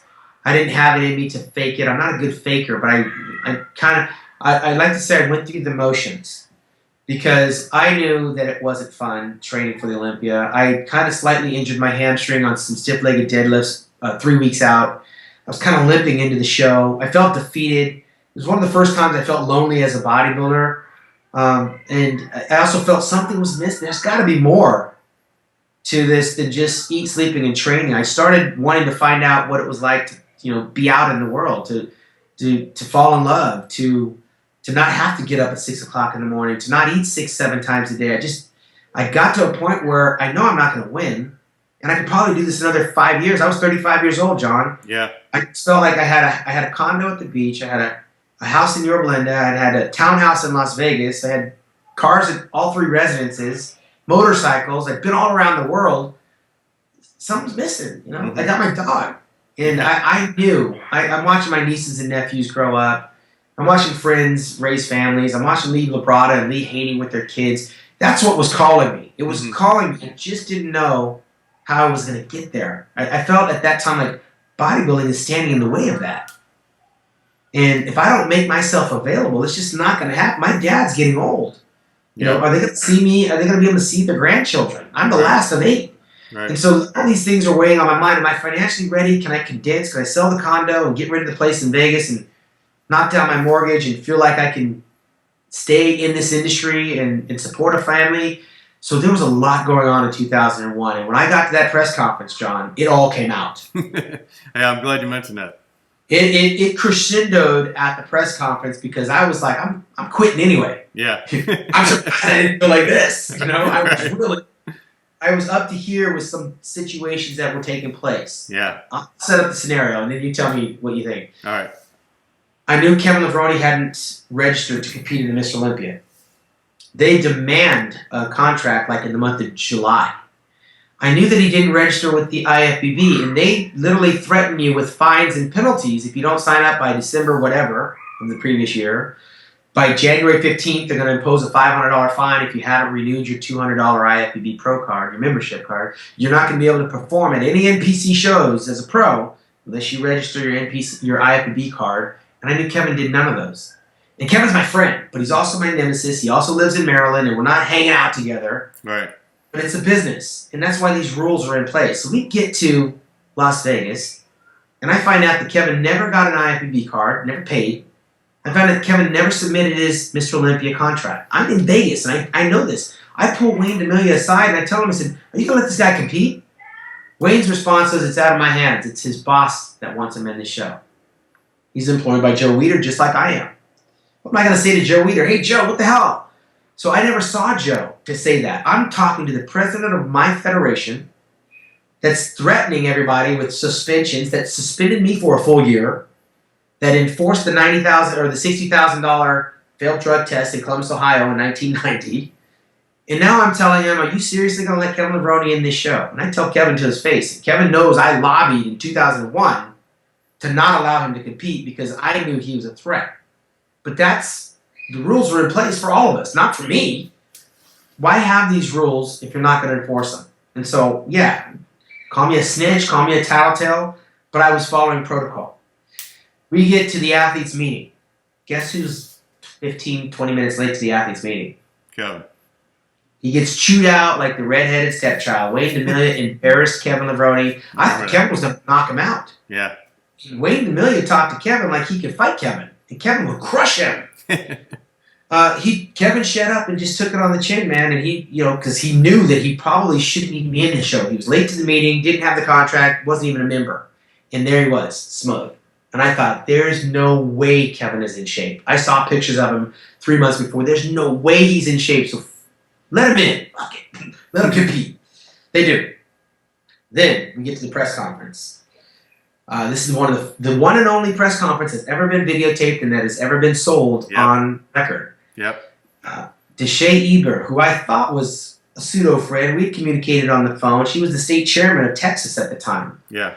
Fans were coming up to the microphone and asking questions. Wayne D'Amelia was at the podium and all the bodybuilders were here. A question was directed at me, or at Wayne, and the guy said, is it true, Wayne, that the athletes don't get to see the individual scores of the judges? Like, why? How come in the NPC I can see how the judges score and where they place me, but when it comes to like the Mr. Olympia, no one knows how the judges score and where the athlete places? And Wayne goes, no, that's not true. That's not true. They can see it. All they have to do is come up to my room and ask me, and I'll show them. And I said, hold on. I leaned into the mic. Hold on, wait a minute. Yeah. Hold on, wait a minute. And Wayne had that look on his face. I said, wait a minute. I go, wait a minute. I looked over at him, and Wayne just started. Yeah. He was waiting for it. He's like freaking Don King. He was waiting. He goaded me into that. He knew I would take the bait. And I said, did you just say you showed the athletes the scores? Because I've been in this game a very long time. It's not my first time at the rodeo. Don't get me started. This is like my 13th, 14th year. And I've never seen an individual score of any judge after the Mr. Olympia as it relates to Shawn Ray. Are you telling me that those are available now? Yeah, Shawn, they're available. You can come to my room. And I said, why would I want to come to your room? What are we hiding here? Yeah. Seriously? I mean, this is the first time I'm hearing about it, and I'm in the show. And the audience is like clapping. And then Deshae decides to go to the mic, and we can't see beyond the first row. Because we're at Mandalay Bay, right?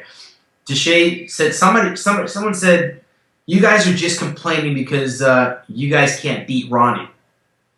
And she says, me personally, says, and you haven't changed in 5 years. And I said, and you're going to judge me? Yeah. You haven't seen me. You have no idea what I look like. And you're telling me that none of us can beat Ronnie, and I haven't changed, and you're going to judge me. Seriously? And the fans just got all on my side. Like, they booing her. Anyway, Wayne DeMillia disqualified her, so she didn't get a judge that weekend. Right. God rest her soul. She died 2 months later. Right. Texas.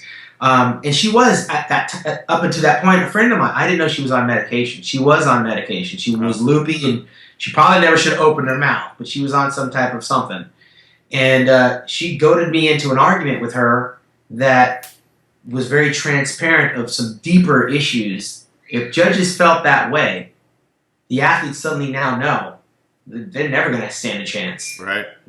Not as long as these judges are judging. So I always lobbied that every year the Mr. Olympia comes, we should have new judges, not consecutive judges. Because if you have consecutive judges, you have consecutive opinions.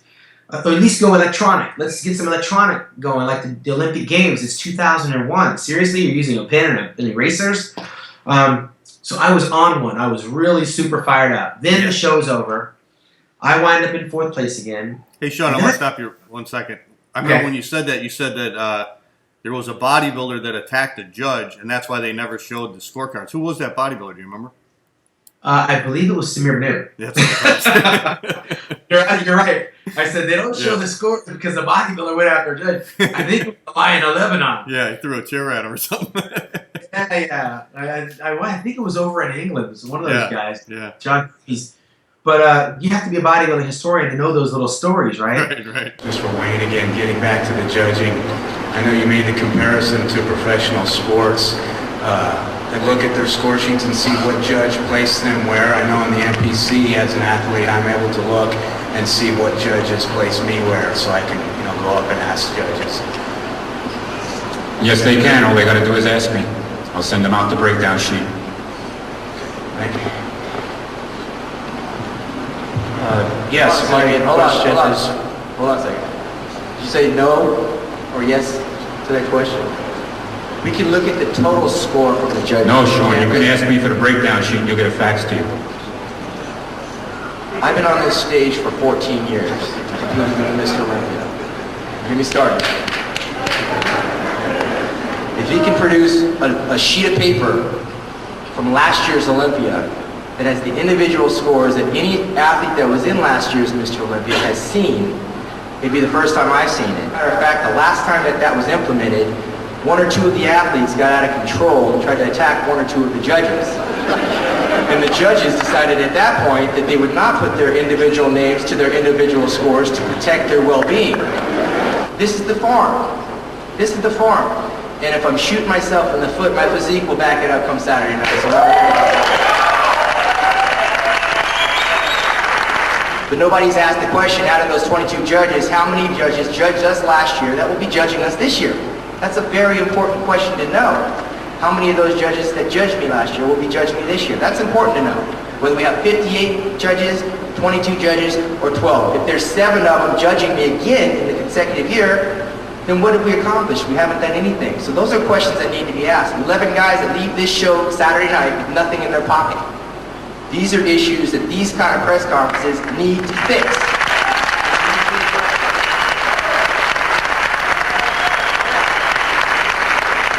I'm hungry, and I'm frustrated because you guys are the ones that email me. You guys are the ones that say out in the lobby, what's wrong with it? I don't know what's wrong with it. These guys do. Let's get it out and talk about it. So every individual judge that judged the scores in each round that they judged it, so that we get the final product, the one that they had when they judged, not the one that has no scores next to their names.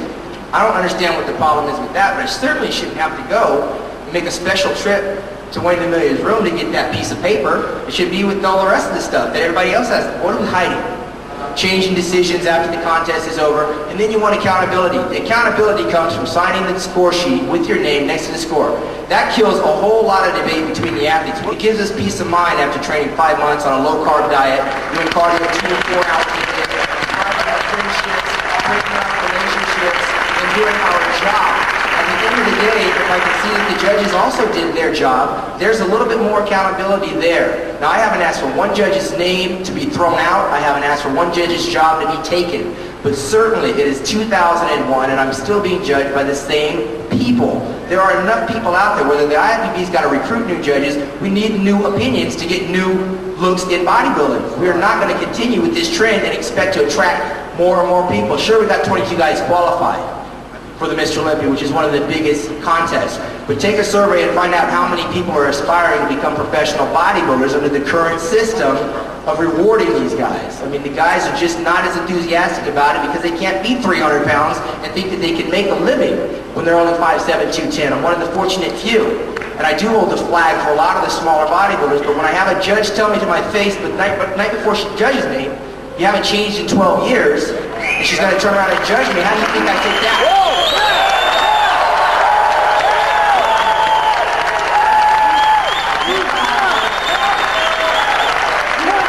One thing that we will complain about, and before I'm done with this sport in terms of making a change or at least having some kind of influence for the people coming up behind me, I'm ready for this contest. At the end of the day, the athletes want some accountability. They want to see a score sheet with the individual judge's name on it, not a total. And they like to have a fresh panel of judges. But at least you guys are doing something to change it, and we can see it happen. These guys are paying $600 for a ticket and flying in on another $500 in a hotel. That's $1,000 to see the Mr. Olympia contest, and they go home pissed, and they're booing, and Kevin doesn't want to compete. And we got to answer all the questions. The IFBB can fix it all by starting at the top, and it starts with the judges and the judging process. So moving forward, I get 4th place in the Olympia contest, and of course in my mind I'm still thinking, what's Kevin Levrone doing here? He was 3rd. Like if we follow protocol, I'd be getting that 3rd place, right? And 3rd place bronze medallion. Then we find out after the damn show, John, that Jay Cutler failed the diuretic test. That show was tested for diuretics. Jay Cutler failed the test. Right. What does Jay do? He just threatens that he's going to sue the federation because of the protocol of the samples. We don't know how they were handled. They were left in the room. Like the samples were taken in the afternoon. We came back at night and they were still there. So he threatened a lawsuit. He didn't bring one. He threatened a lawsuit. Jay got $60,000 in 2nd place in that show. He came up from 9th place to 2nd place. We never saw him coming. He pulled a Ronnie Coleman. Right. And he could have beat Ronnie Coleman in 2001. Yeah. If he hadn't failed the drug test. And I think they got the results back from that drug test and couldn't give him the title. Because the last thing they want to do is take the title off of him. Yeah. They got the results back nonetheless. And they were positive. And he failed the test, and he threatened a lawsuit, and then the federation came back and said, the lab that we used, the IOC, they were not IOC accredited, and their license was expired. Therefore, all the diuretic testing is being thrown out. That basically means none of the testing counts for anything. Jay's in the clear. He gets to keep his silver medallion. But if everything went the way it should have, Kevin Levrone would have never stepped on that stage. Jay Cutler would have been disqualified. And I would have been 2nd place in the 2001 Mr. Olympia. a little known fact, but I would have been... I mean, if you go to the letter of the law, that's how my career should have ended, because I was not going to stick around in 2002, in 2003, in 2004 to watch Ronnie Coleman do what he was doing. I was done. I was spent, and I was pissed. I left the Mr. Olympia stage going, that's it. Thanks for the memories. I didn't even leave with a good feeling of my poser. People were talking about, oh, it was a great job. You look great. I was like, man, it's business as usual. I got other things to do. And I literally turned the page that night, John. I turned into a different person. Yeah. Wow. So that was 12 years in a row then of being in the top 5, right, Shawn? Yeah, and I never even thought about what I was doing at the time. You're talking over a decade, and the only other guy to do it is Dexter Jackson now. But I never even thought about that while it was happening. When I look back, I actually look back with amazement because it happened so fast. Yeah. But it's not something we're likely going to see anytime soon. No. Well, Shawn, it was an amazing career, and like I told you before in part 1, I think you have one of the best physiques in the history of bodybuilding, and I love what you said about the posing. I love how that you were a history of the sport, a historian of the sport, and you followed it, and you were inspired by these guys who were real legends in the sport, and I think your career shows it. So I just want to say thanks for a great interview. It was great. You had a lot of great insight into a lot of great contests, and again, congratulations. Even though it's been 14 years now since you retired, congratulations on a great career. I know. Well, I mean, I think listen, and I tell every bodybuilder this when I give seminars and I travel. It's not necessarily how you start the race, but how you finish the race. And I started my career with Joe Weider. I was one of the fortunate guys that actually knew Joe. You know, I was employed by Joe for 17 years. I felt his passion. I saw his business acumen. Saw how he dealt with other people. He would come to the photo shoots, John, and put the oil on the bodybuilders and tell the photographer how to do their job. Yeah. He's paying that photographer. They have people to put oil on, and he's over here doing their work for them and then writing them checks. Yeah. That was Joe Weider. Reminding me of my dad, who was a janitor. I mean, he was the last guy out of the building cleaning the floors and toilets, and that's where I got my work ethic from. Was, you know, nothing was beneath me as a son of a janitor having to clean up. Yeah. But now, Joe's gone, Sergio Oliva's gone, Larry Scott's gone. A lot of bodybuilders, Mike Matarazzo, Matt Duvall, Art Atway, so many bodybuilders, Frank Hildebrandt. I am very fortunate that being a historian, I knew all these people. Yeah. They left big footprints to follow. And I'm blessed with Steve Bleckman, who was very Joe Weider-like in terms of his love for the game and the passion, and putting a microphone in my hand and giving me the opportunity to write my column every month and to travel the world and be a roving reporter, so to speak. So I'm very close to the action. I'm close to the new generation bodybuilders. And my career and my life as an athlete, as a bodybuilder, is nothing short of amazing. I've never worked a day in my life. And when you can say that, you know, it's a blessing. And I've got my wife. We just celebrated our 12-year anniversary on Saturday. Mm-hmm. Congratulations. I got my 9-year-old daughter, who's an actor, dancer, singer, and a diva. Yeah. I have a little 6-year-old. She's doing gymnastics. And I can tell you, I made the right decision in 2001 to walk away from one love to wind up getting married in 2003, which was my second love, having my first kid in 2005 and second in 2008. My life is complete. It's rich. It's filled with love and family, and I have bodybuilding to thank for that. And really, when it's all said and done, all we have left to look back on are things like this. Yeah. I mean, we can't take this with us, but when I leave this planet, everyone's going to know that I was here. I didn't get the Sandow Trophy. I got the next best thing, and emceeing Arnold's shows and being a friend of Arnold Schwarzenegger is the next best thing. I mean, I knew Joe, I knew Larry Scott, I know Arnold. I mean, life is rich, man. I mean, I am truly blessed as a result of going in the gym and trying to become something that I never thought I could be through the people that laid the foundation for me to be able to do it. So if you're a bodybuilder, you're interested in doing this sport, learn about the people that paved the way for the sport that you like. You know, from the writers to the photographers to the producers to the magazines, all that stuff.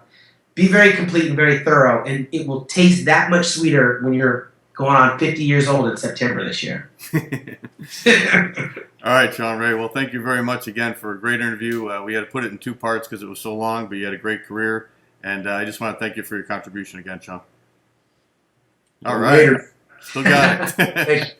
All right, Shawn. Thanks, buddy.